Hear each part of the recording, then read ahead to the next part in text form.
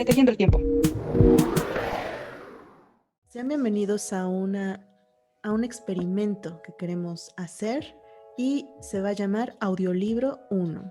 Y esta es la introducción a todo esto. El motivo es que el próximo mes, 13 de agosto, se cumplen los 500 años de la caída de México Tenochtitlan. Entonces, el día de hoy, 13 de julio, queremos hacer un homenaje a este suceso tan importante. ¿Y en qué va a consistir este homenaje, Fer? Pues lo que vamos a hacer es, vamos a estar leyendo la tercera carta de relación de Hernán Cortés. Vamos a leer como partes de la tercera carta cada día y vamos a estarlas publicando. No vamos a leer toda la tercera carta porque solamente tenemos planeado leer hasta el momento en que capturan a Cuauhtémoc, que fue el 13 de agosto de 1521. Y la carta todavía tiene como un poco de extensión más, pero pues eso ya son cuestiones como extra. El punto es como terminar el 13 de agosto, como dijo Fati. Entonces, durante los próximos 30 días estaremos subiendo fragmentos de este documento que ya les dijo Fer cómo se llama. Esperamos puedan seguirnos y también estar observando un poco qué es lo que sucede en esta tercera carta. Pero antes de hablarles un poco de este documento, ¿qué significa una carta de relación? ¿Qué son? ¿Quién las escribió?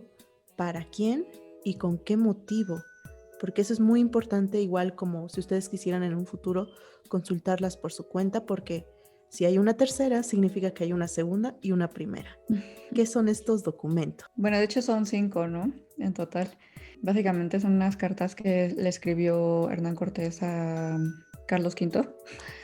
En estas cartas básicamente lo que hace es describir pues, el proceso de conquista de la Nueva España. La tercera carta la escogimos porque es precisamente el momento en el que entran a Tenochtitlán y la toman. Pero la primera y segunda carta son como momentos anteriores a este periodo y ya después la cuarta y la quinta son después. De hecho, creo que la primera se perdió. Bueno, la original creo que no la tienen y solo como que la primera la sacaron basándose en unas notas que tomó alguien, creo, ¿no? Digamos que las cartas de relación sí son documentos muy importantes para la historiografía de la conquista y en general para la historiografía de nuestro país. Sin embargo, estos son documentos, como bien dijo Fer, que son escritos por Cortés, literalmente son cartas, así como cuando escribimos cartas a, bueno, ya no tanto, pero usualmente pues se mandan cartas ya sea a personas importantes, ya sea para una universidad, ya sea para tu jefe, un amigo, una empresa. Entonces, en este sentido, efectivamente Cortés le manda a la mayor autoridad a la que él podría responder, que es evidentemente el emperador Carlos V, o para España el rey Carlos I, que es obviamente desde 1519 cuando obviamente emprende su campaña hacia conquistar o buscar algo en estas nuevas tierras, que al final terminó siendo la conquista de México Tenochtitlan. Nadie se esperaba esto, es parte de la historia de la conquista que pues si ustedes no la conocen, pues ya sea que ustedes puedan buscarlo desde tantas formas o con gusto nosotros podemos darles un resumen, pero posteriormente a este audiolibro que queremos darles. Entonces, obviamente, vamos a estar hablando como literalmente una narración desde la visión de una sola persona, que evidentemente este autor es Hernán Cortés. Entonces, obviamente, quizá podría ser que en algunos momentos él se vea muy protagonista, en otras no se omitan varias cosas que obviamente, pues él como capitán general no pudo haber conocido. De hecho, este tipo de cosas van a suscitar otro tipo de reacciones, como ahí tenemos uno de los tantos soldados españoles que llegaron, Bernal Díaz del Castillo, pues diga, no, espérate, esas cosas no pasaron así, y va a sacar su propia versión, ¿no? Que es la verdadera historia de la conquista de Nueva España, ¿no? Entonces vamos a estar viendo unas cuantas, es correspondencia. Básicamente esta tercera carta a pesar de que relata eventos, como ya dijo Fer, previos a la caída de México Tenochtitlan, no fue escrita el 13 de agosto de 1521. Eso es obviamente. Estas cartas, la tercera, bueno, empezando por la primera carta, fue escrita el 10 de julio de 1519. O sea, ya está aquí en lo que los territorios de México e incluso ya está pronto a conocer Tenochtitlán. Sin embargo, pues la segunda carta fue escrita el 30 de octubre de 1520. De hecho, como paréntesis, la segunda carta la leímos nosotras en un seminario de mexicas y esas cosas muy padres, la verdad. Cuando ya les hablamos del zoológico de Moctezuma, por ejemplo, es en esta carta donde van a encontrar la descripción de Cortés sobre toda la ciudad, del mercado de Tlatelolco, tantos detallitos que creo que es la más interesante en cuanto a imaginarnos cómo era la cosa antes, ¿no? Y Sí. previo a pues, todo el caos, ¿no? De la noche triste. Sí, porque la tercera carta está como muy llena de, bueno, ya lo verán, lo irán.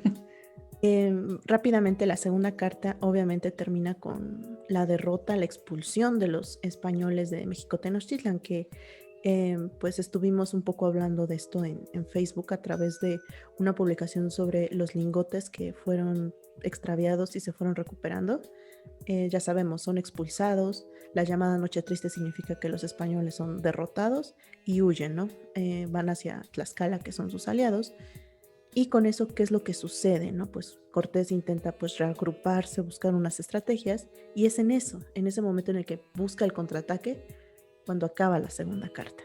Pero obviamente no puede terminar una historia así, o sea, ¿qué va a pasar después?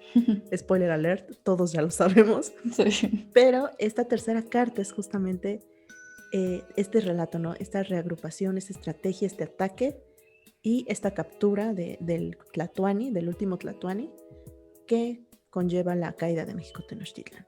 Y esta tercera carta fue escrita el 15 de mayo de 1522, o sea, estamos hablando de 9 meses después de la caída, 9 meses y 2 días para ser exactos, ¿no?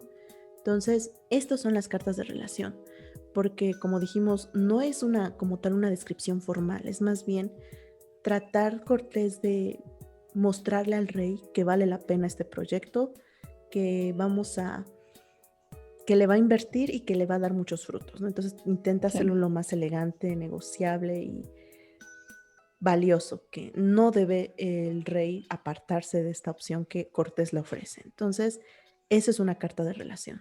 No pretende ser totalmente honesto, ni mucho menos muy descriptivo, pero hay que entenderlo, es la primera fuente histórica sobre la conquista, porque el resto de versiones son escritas décadas después, ¿no? Sagún, ya habíamos dicho Bernal Díaz del Castillo, Durán, Gómora, o sea, todos ellos son décadas después. Cortés, por lo mismo de que necesitaba el apoyo desde aquí, desde el continente americano, es que él iba escribiendo todo lo que iba aconteciendo. Entonces, en ese sentido, lo más valioso es justamente que son las primeras fuentes sobre esto. Como dijimos, el zoológico de Moctezuma, mercado de Tlatelolco, en sí lo que era la ciudad y sobre todo otras ciudades que él también fue describiendo, Tlaxcala, Zempoala, Cholula, todo esto, que por cierto, hablando de Cholula, Cortés casi no menciona la matanza de Cholula, por obvias razones. Sí. Entonces, para que vayamos viendo Sí, esto. o sea, la verdad es que cuando leímos la segunda carta de relación, a mí me ayudaron mucho a entender cómo fue el proceso de la conquista, porque muchas veces lo vemos como en las películas, ¿no? De que llegan, matan a un montón de gente y ya, de un día para otro ya. Y pues no, es un proceso súper largo y súper complejo. Y estas cartas, la verdad es que son documentos, como dijo Fati, tienen muchísima información muy valiosa sobre cómo era México Tenochtitlán en ese entonces y para nosotros los arqueólogos pues es muy importante, también para los historiadores. Pues sí, entonces vamos a estar leyendo, son cartas largas, o sea, tampoco es como una carta que nosotros nos imaginamos que son como de 2 hojas, no, son cartas largas. Entonces, pues ahí, por eso lo vamos a estar leyendo en un mes. Así que los invitamos a que el día de mañana y los siguientes hasta el 12 de agosto nos vayan siguiendo en nuestras redes para que vayamos juntos descubriendo cómo es que Cortés va contándole al rey su contraataque, ¿no?